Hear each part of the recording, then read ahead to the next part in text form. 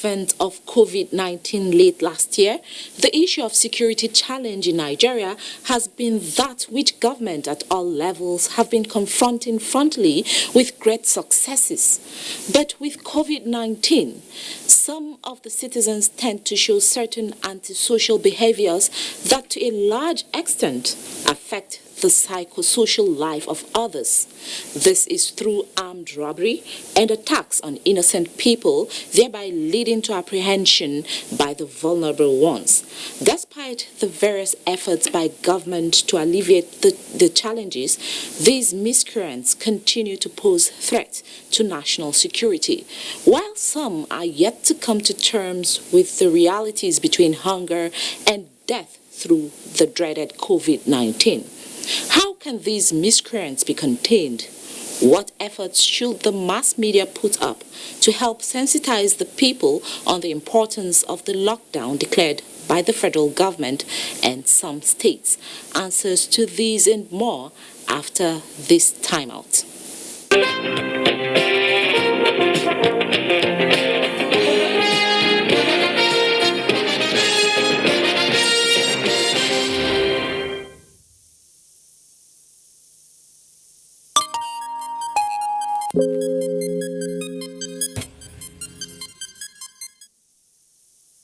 Thanks for staying with us.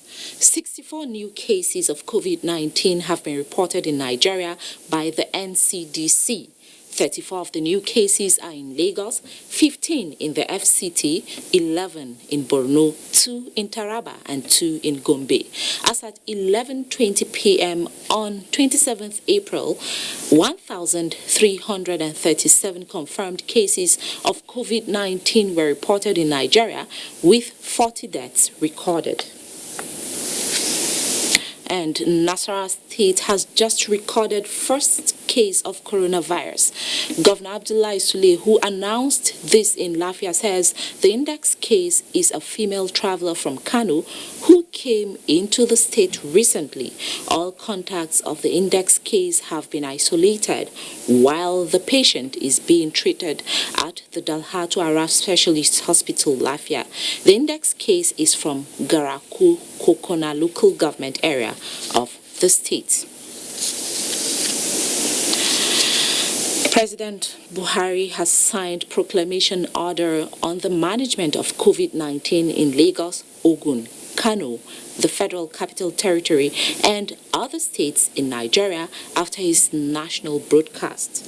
A statement from the Special Advisor on Media and Publicity, Femi Adesina, says the action was in exercise of the powers conferred on the President by Section 3 of the Quarantine Act, Cap Q2 law of the Federation 2004 and all powers enabling him on that behalf. Meanwhile, President Muhammadu Buhari says the restriction of movement in Lagos, Ogun, and the FCT will be gradually relaxed from Monday, 4th of May 2020. This was based on the recent realities and recommendations by the Presidential Task Force on COVID-19. The President, in a nationwide broadcast, however, explains that such relaxation will be guided by certain measures to be put in place. Usman Aliyu captured highlights of the broadcast. It's 28 days that normal business is halted because of the novel coronavirus. Exactly 2 months now with the first index case.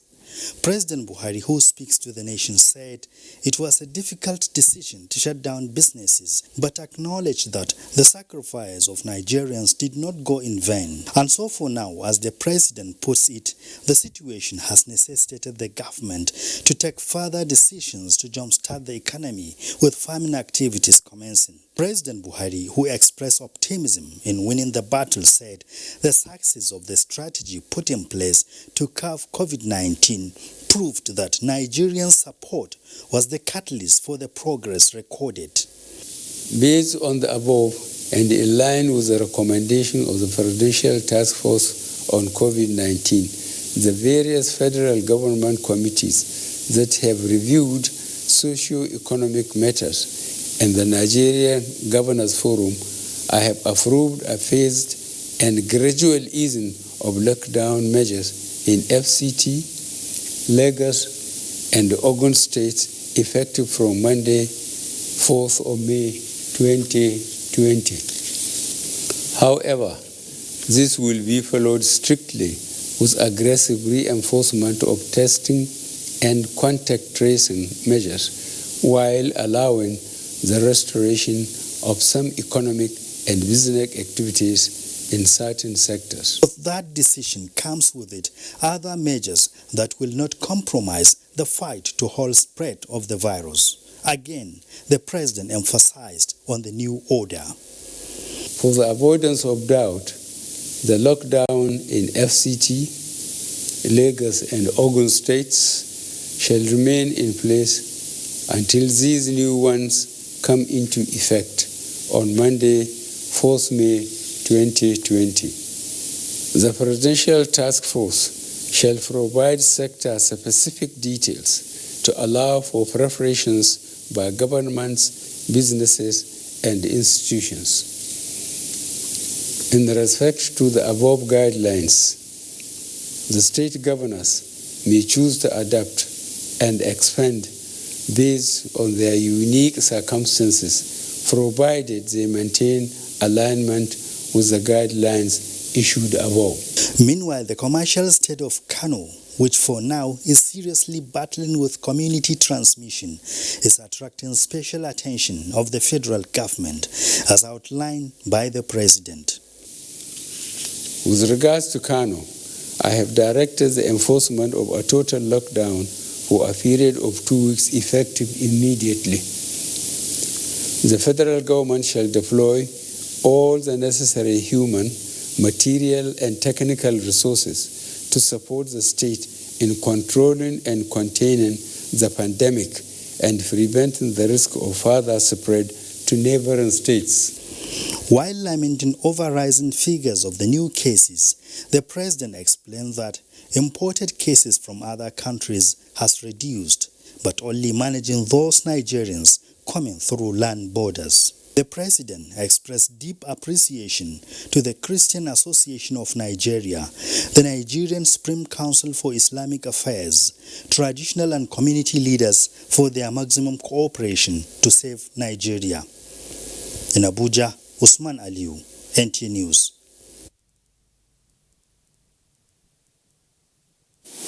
Joining me live via Skype to talk on that is our security expert, Dr. Ona Ehomo. Thanks for joining us on Panorama.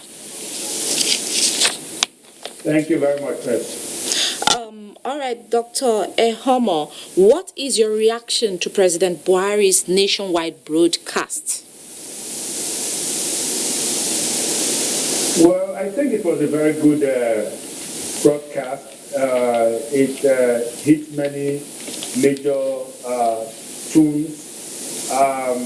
The broadcast was reassuring. It showed that the president really cared about the suffering of Nigerians in the face of the lockdown and the economic hardships that it imposed on people. And it also showed that the president cared about the actual problem, that is the health crisis that resulted in the decision to lock down in the first place. Now, the president also went a step further to urge security agents to, not violate people's human rights and, in a sense, do security with a human face. And then your reporter who just spoke a moment ago talked about how the president applauded the various religious groups because of the cooperation that the federal government has been enjoying with this lockdown in the Federal Capital Territory and in Lagos and Ogun states. Now, one very important thing here is that the issue of palliatives still needs to be readdressed or needs to be refocused because it is not getting, well, it's getting to a lot of people, but not as much as we should. I know the population of those who require help of that nature is huge, But this gives us an opportunity to structure how we can get to the very needy in our society, such that people are not left behind in the Nigerian system. This is a great country, so let's act like one. Okay, there is no doubt that the dreaded coronavirus is ravaging various sectors, including security. What is your evaluation of security coordination and management at this time? Thank you very much, Ms. Ngino. Now, I think the security agencies, from the first lockdown, we had a lot of incidents. That is when the NHRC, National Human Rights Commission, came out with its assessment that the security agents were killing more than the coronavirus was. Because at the end of the first lockdown, which is on April 13th, we had 28 deaths from security agents, and we had 10 coronavirus deaths at that time. So there was this critique that was made. Now, I believe there has been an adjustment, because certainly the leadership of many security agencies who have spoken to their people that they are giving the agencies a bad name, and they're certainly giving the government a bad name, because security agents are the visible arm of government that you and I see on the streets every day. So I think what has happened here is that in the second lockdown, that is the second 2-week lockdown that ended yesterday, there has been an adjustment. So we haven't seen that many deaths of extrajudicial nature. I think there was this young man that was shot in Aba, and it occasioned a riot and so on. But what we have seen, though, more of has been in the Lagos area, security incidents or security breaches caused by miscreants like the Awawa boys, the 1 million boys, and so on. We have seen a lot of that, which has given landlords and residents many sleepless nights, because they have spent the time awake at night trying to keep the bad guys away. Now, we have also seen violence visited on those Awawa boys, at least the ones they caught, a great deal of violence, because some were lynched recently. So that's the kind of security mix we've seen. But by and large, I think the security agents, particularly in the second lockdown that ended yesterday, they have discharged themselves very well, and there's not been that many incidents nationwide in terms of security breaches, particularly of the nature, that's the one from people who are hungry, breaking into stores, robbing people in their homes, and so on. But we've continued to have the breaches by the very bad guys, the kidnappers and stuff, and the killers. Let's say you had the 47 deaths in Katsina State that happened recently from those so-called bandits. They are terrorists, but they are so-called bandits. All right, Dr. Ehomo, you just spoke about security breaches in parts of Lagos. What other measures, aside the ones already in place by the Nigerian police, should be put in place to arrest this trend? Well, I think in terms of security strategies, we know that you can have more random patrols. You need to intensify patrols. We need to get community involvement in securing their neighborhoods. We need to have more noise-making capability. Perhaps put up some kind of air raid siren in some areas, like in those Ipaja, those areas where you have like Mowe, the border areas, and then the suburbs where you have a lot of these attacks. You can have actually all kinds of warning devices that will help first scare off the bad guys when they come. Abule Egba, Baruwa, Egbeda, Isheri, those areas in Lagos. You can have air raid sirens there. That's what people do in many other countries. You must have a way, first, of scaring off the people when they are there on ground trying to attack, and secondly, of notifying the authorities. Because if you don't have any way of notifying the authorities, then they cannot come to your aid, because we just don't have enough manpower from the police agency or civil defense or whoever is out there that you're using to make to do security enforcement. We don't have enough manpower to patrol all areas. So you have to use what we call force multipliers to be able to get the help from the agencies when you need them, and provide you the kind of security service that you need. But what we need to improve on is call for service, and we ought to be able to calibrate, measure, get metrics for police response time to distress calls. Because if we can measure it, then we can certainly manage it. If we can manage it, we can control it, and we can improve it. Okay, as a security expert, what will you advise Nigerians to do when in distress? Talking about when they are being attacked by these miscreants at this period. Thank you very much. Well, certainly every home should have a crisis management plan, if I may call it that. You should have a defense plan for your home, whether it's from fire. You saw there was an NMPC station that was ravaged by fire here in Lagos yesterday when it was discharging products, or from hoodlums, like you said.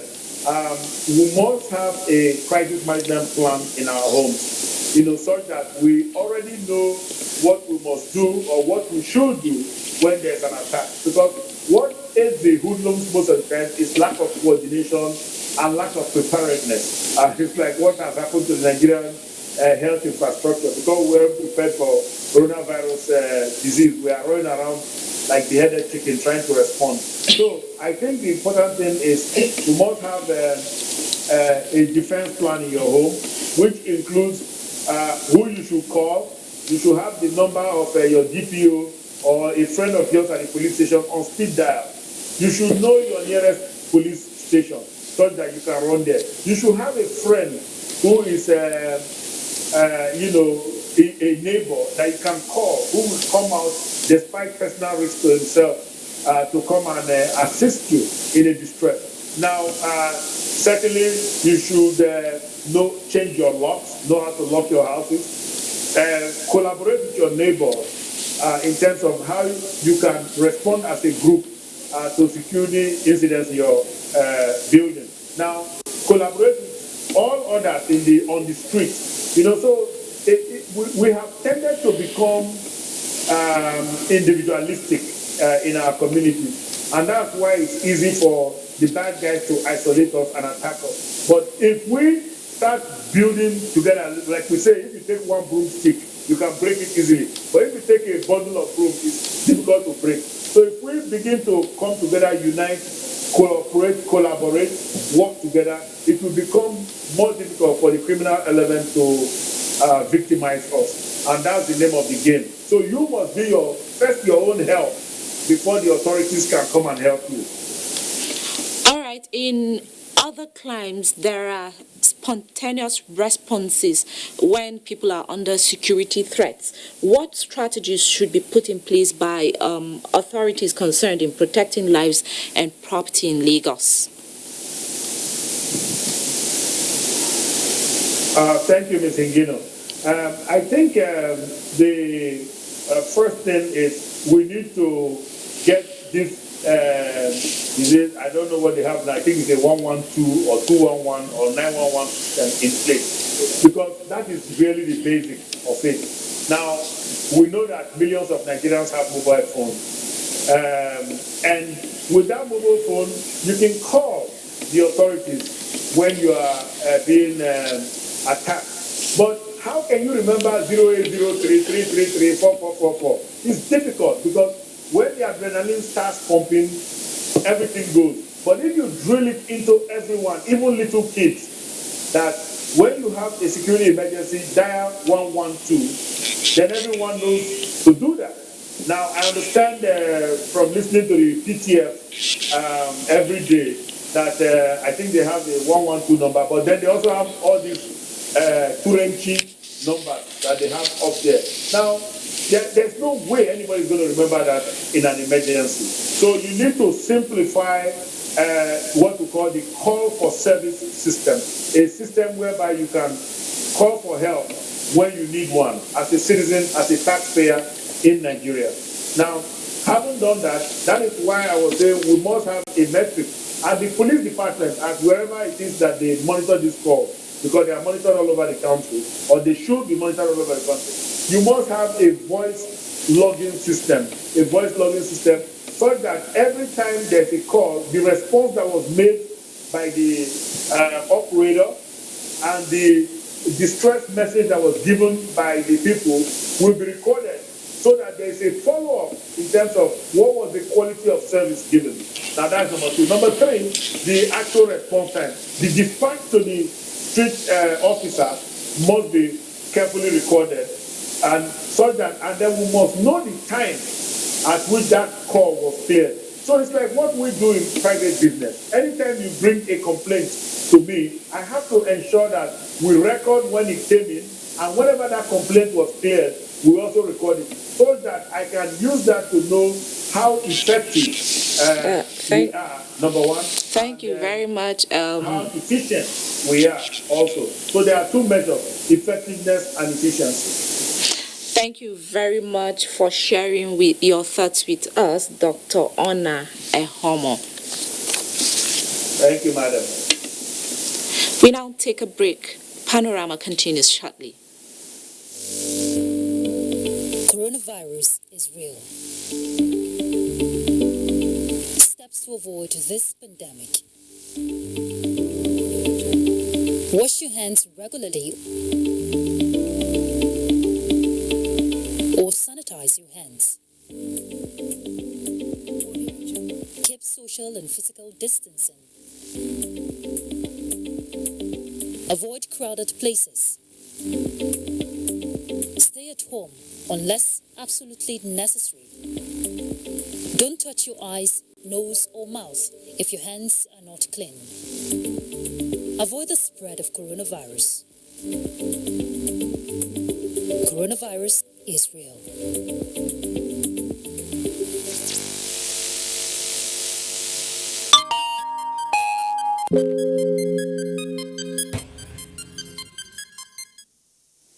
Thanks for staying with us. The federal government has announced special COVID-19 incentives and allowances for frontline health workers. Under the new package, health workers in federal government teaching hospitals, medical centers, as well as designated COVID-19 isolation and treatment centers are to be paid 50% of their consolidated basic salaries. Mitaire Ikpen reports. The old gives way for the new at this PTF briefing, as the Minister of State for Health abolished the previous 5,000 naira paid across board to health workers and announced new incentives negotiated with healthcare unions.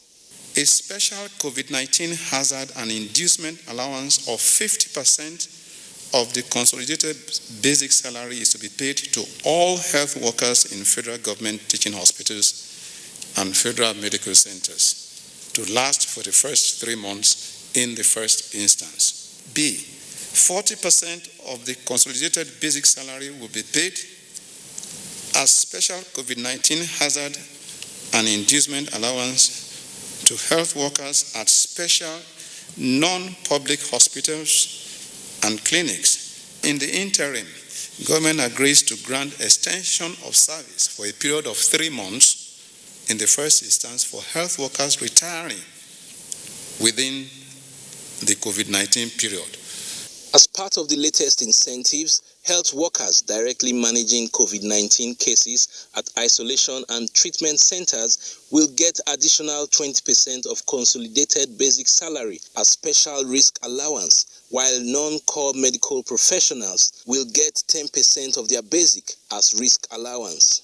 The trend of multiple deaths in Kano State continues to be a major concern to the Presidential Task Force. The federal government, through the Federal Ministry of Health, is deploying a high-powered fact-finding delegation to work with the state to improve COVID-19 response as well as ask questions. To find out what is going out, to take samples, to send them into the lab. State governments involved in repatriating Almajiris to their home states were advised to consider their security and welfare.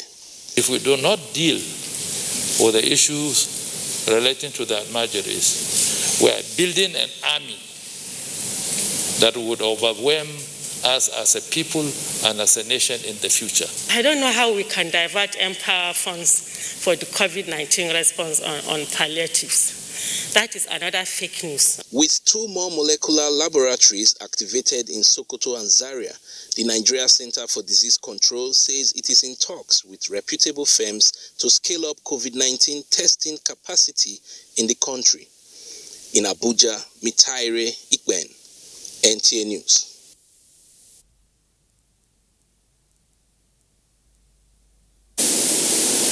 That's it on Panorama from the Lagos Network Center. Thanks for watching.